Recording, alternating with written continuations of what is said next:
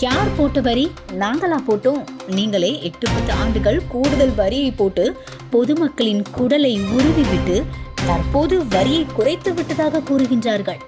தமிழ்நாடு பால்வளத்துறை அமைச்சர் மனோ தங்கராஜ் ஆவேச பேச்சு. கன்னியாகுமரி மாவட்டம் கோட்டார் ஆயுர்வேத மருத்துவக் கல்லூரி சார்பில் நடைபெறும் ஆராய்ச்சி மற்றும் திறன் மேம்பாட்டு பயிற்சியினை தொடங்கி வைத்த பால்வளத்துறை அமைச்சர் மனோ தங்கராஜ் செய்தியாளர்களை சந்தித்தார். அப்போது பெருகி வருகின்ற நகரமயமாக்கல் போன்ற பல்வேறு சூழ்நிலைகளினால் ஏற்பட்டிருக்கின்ற மக்களின் வாழ்வு நிலை மாற்றத்தினால் மன அழுத்தம் காரணமாக ஏற்பட்டுள்ள பல்வேறு புதிய நோய்களினால் தாக்கம் மக்களிடம் ஏற்பட்டு வருகிறது. இதற்கு மாற்று மருத்துவம், ஆயுர்வேதம் போன்ற மருத்துவங்கள் மூலம் தீர்வு காணும் முயற்சியில் தமிழ்நாடு அரசு பல்வேறு முன்னெடுப்புகளை செய்து வருகிறது என தெரிவித்தார். பின்னர் முதலமைச்சரின் வெளிநாடு பயணம் பழைய மாவை அரைத்து புதிய பாட்டிலில் அடைப்பது என்ற முன்னாள் பாஜக தலைவர் அண்ணாமலையின் விமர்சனத்திற்கு பதிலளித்து கூறியதாவது, தம்பி, அவங்க மானம் கெட்டு போயிருக்காங்க. என்ன போயிருக்காங்க? மானம் ரோசம் எல்லாம் இருக்கான்னு கேட்பாங்க ஊர்ல சாதாரண ஆட்கள். நீங்க வரியை குறைச்சிட்டாங்களாம். யாரு போட்ட வரியப்பா?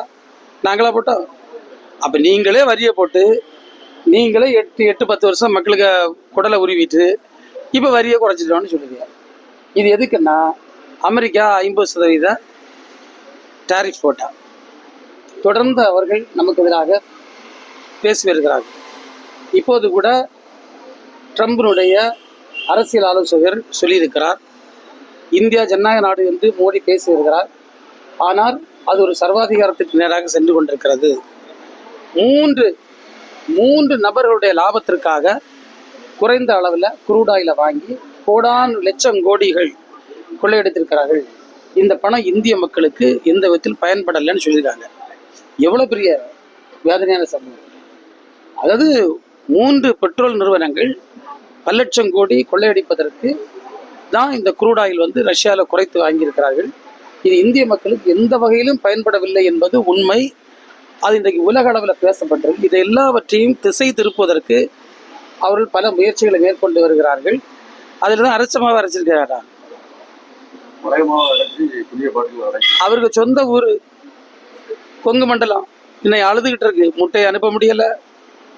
சிறு வணிகர்கள் பெரிய பிரச்சனை இருக்காங்க. எல்லாமே ஆடை அங்கே திருப்பூரில் அன்னைக்கு அழுதுகிட்டு இருக்கு. அதெல்லாம் முதல்ல காது கொடுத்து கேட்க சொல்லுங்க.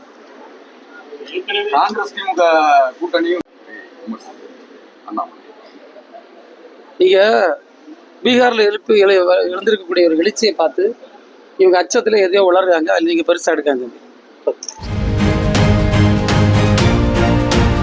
தமிழ் மாற்றத்தின் ஆரம்பம்.